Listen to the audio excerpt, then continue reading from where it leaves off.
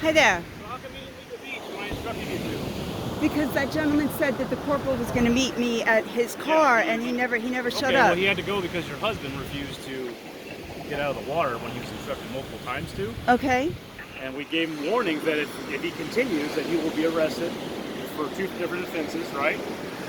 And he just continued walking, and we had no choice. He forced us to go out in the water to get him. You always have a choice. He forced us. Yeah. You're also being arrested because you were advised earlier to exit the beach. Okay. You refused to help your husband out of the water when I asked you to. And now you're also going to jail.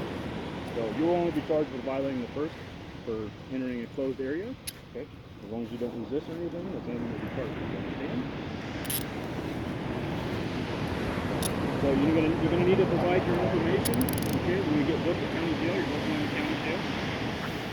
If you fail to provide that information, they will keep you as long as they need for you to provide your information. So if you continue to non-cooperate with them or us, basically you'll be held. They have no recourse to hold you until you like Does that make sense? Just step out here in front of this camera so I can put you on. I don't consent to a search. Okay, well you're under arrest and you don't have to go I to the don't county. consent to a search. I do not consent to a search. Well, unfortunately, you don't have the right to refuse. I have You have every no more right. You're consent. violating my rights. Well, actually, I'm not. That's good. I do not consent to a search.